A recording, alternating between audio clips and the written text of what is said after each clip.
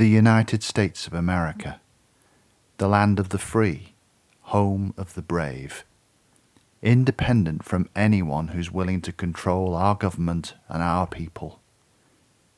Along with it shines the American dream, where freedom blossoms with the opportunity for prosperity, success, and an upward progression through hard work. However, for the past 100 years, that dream has remained a dream. This building is supposedly for preservation in the fortune reserves that provide economic stabilization for our great nation's businesses and people. But you're looking at the building that controls all power of our economy and political decisions, with the aim to drain the faith and wealth of the people. A building that aims to suffocate and remove the American dream more and more each day. Why? An entity of closely connected global private banks under the ownership of the famous 8 families: Rothschild, Lazard, Israel Moses Seife Warburg, Lehman, Kuhn Loeb, Goldman Sachs, and Rockefeller have taken the financial and economic grip of this nation since 1913 through forming close partnerships with Congress. How has this happened? Wealthy individual bankers from these families came together in a meeting in 1910 at a J.P. Morgan estate on Jekyll Island. The meeting was so discreet, the individuals referred to each other using code names. They met together to formulate a plot so sinister it would be an insidious plot to destroy the independence and pride of our nation. The Federal Reserve Act. However, the act was written by bankers, not lawmakers. This act gave these bankers control of the Federal Reserve, effectively operating as the people to come to when the government need money, using the reserve stores, or at worst, counterfeiting our money by printing money out of thin air for the government. They would disguise its private ownership by labelling the system federal.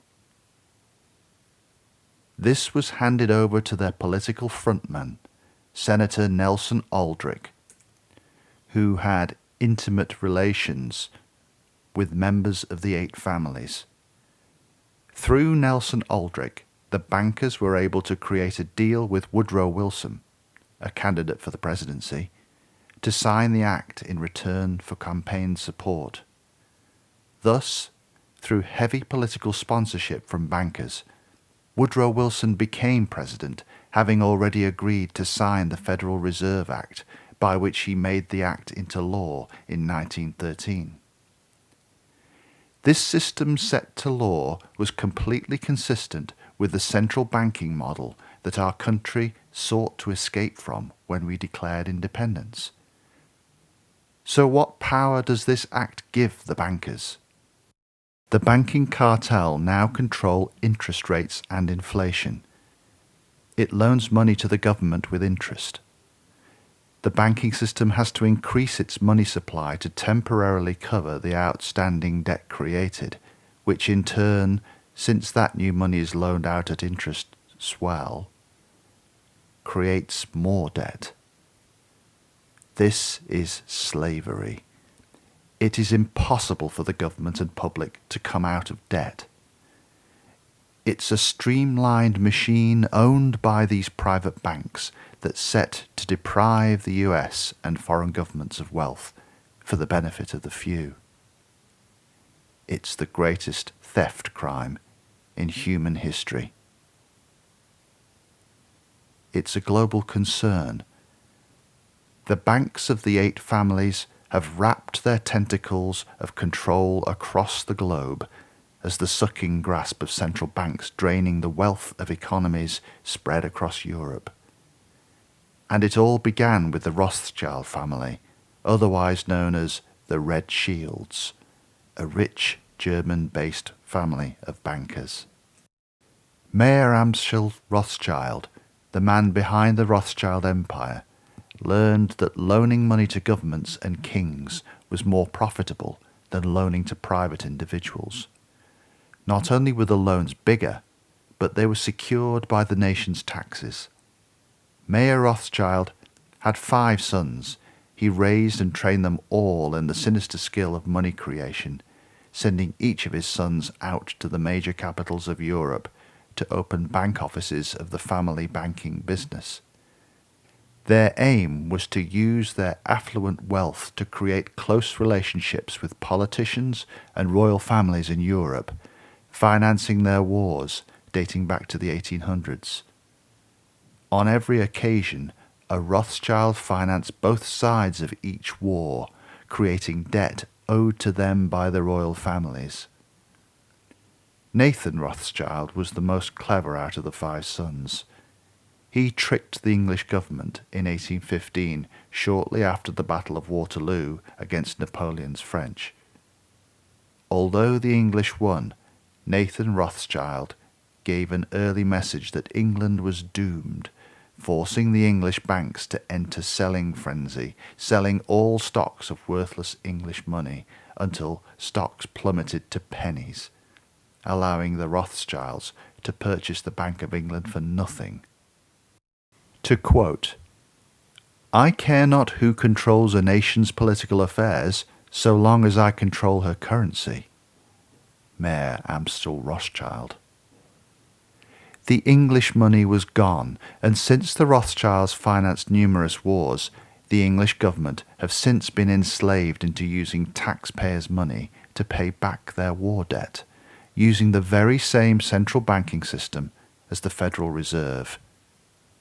For you see, whoever controls the volume of money in any country is the absolute of all industry and commerce. James Garfield, 20th President of the United States of America. They are toying with our governments, our companies, our businesses, and our lives. The only thing that gives our money value is how much is within circulation. Therefore, the power to regulate the money supply is also the power to regulate its value, which is also the power to manipulate and control entire economies. Let's look at what's happened now. The Bank of England, Royal Bank of Scotland, HSBC, Lloyds Bank TSB, Bank of America, Citigroup, JP Morgan Chase, UBS, Credit Suisse, Deutsche Bank, Westdeutsche Landesbank, Germany, Société Générale, France, Mitsubishi UFJ, Bank of Tokyo, Norinchukin, Japan, the Royal Bank of Canada, Rabobank, Netherlands, form the heart of this interconnected banking cartel. The 8 families and their interconnected web of banking control is responsible for the global economic crisis of 2007, with the build-up of an unsustainable system that is at the end of its time. Banks gambled the money from your mortgages that stock markets and real estate operations were going to go up. As we paid mortgages to our lenders, they now sold your money to investment banks, i.e. Goldman Sachs, around the world. And within each investment bank, they would combine thousands of loans to create collateralized debt obligations, which was rated by their hired rating agencies, i.e. Fitch Group. However, they failed to identify too many risky loans from poor individuals within the mix of mortgages, people who were unable to pay their lenders back. We as a people were given false hope that we could live bigger, live the American dream through borrowing more, as lenders didn't care whether you could repay. Investment banks did not care either, as the more collateralized debt obligations they sold the higher their profits. Everyone down the system received a commission from your money, to the point where we couldn't borrow any more, as the debt increased too much for investment banks and the system. It was a ticking time bomb from the start. As banks gave out larger loans that could not be paid by individuals, the banks began seizing houses and cars that we all bought using the money from these banks to cover the debt. Each bank collected gradually to the point where the debt became too much using this system. Then the bubble burst. Banks turned to the governments all around the world and pleaded for the governments to bail them out. The fact that their political power and ability to buy politicians is so great, then the governments then began bankrupting themselves in order to save these banks using taxpayers' money from you, the people, giving $1 trillion to the various Wall Street banks. The bank bailouts were a diversionary tactic, because when $800 billion was ordered to be given out to the banks, $15 trillion given out to people and places where nobody knows by the Federal Reserve Bank at the same time. The Federal Reserve has no governmental audit, and our government, you or anybody in power, are aware on the specific number of US currencies printed. They simply print out our money from thin air. The bailout was far bigger than the Federal Reserve, public or even members of the US Congress knew at the time. From the start of the financial crisis in 2007 through March of 2009, the Federal Reserve loaned guaranteed banks $7.7 trillion, which is 11 times the $700 to $800 billion in aid provided by taxpayers. On just one day, December the 5th, 2008, American banks borrowed $1.2 trillion from the Federal Reserve. There are estimations that the banks made a $13 billion profit on the money they borrowed, virtually free from the Federal Reserve, giving individual bankers around the world bonuses, trillions of dollars of which went out of the taxpayers' pockets. Your money that you will never get back. All because of the banking system that is there to help support the American dream of the public, but instead robbed you of it. How did we not know this before? Oversaturation of entertainments, mass media, TV shows, amusement parks, drugs and alcohol are tools to distract us with what's actually happening behind closed doors, keeping our attention off the underlying entity that is the banking cartel. So you don't get in the way of important people by doing too much thinking. We need to wake up and understand that people are guiding our lives and we don't even know it. People who intend to lock our attention on fantasies and ideology from commercial television are distracting us from reality and the truth behind the Federal Reserve and the power of global banks. We are imprisoned with lies and distractions from what is real. The people, the bankers, the people in power are guilty of treason, violating Article 3, Section 3 of the US Constitution, betraying our government by overthrowing it. You don't have to run a nation on debt. You don't have to have a national debt. It's the most important responsibility and power of a nation to create its own money for the public's interest.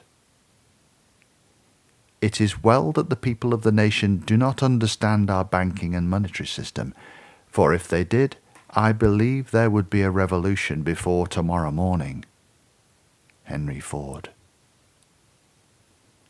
Together we can make America the land of the free. Together we can make this planet free once more. Greed has poisoned the souls of bankers behind the Federal Reserve. They think too much of themselves as individuals and feel too little for the people. However, The power they took from the people will return to the people. Together we can make America the land of the free. Together we can make this planet free once more, and the truth shall set you free.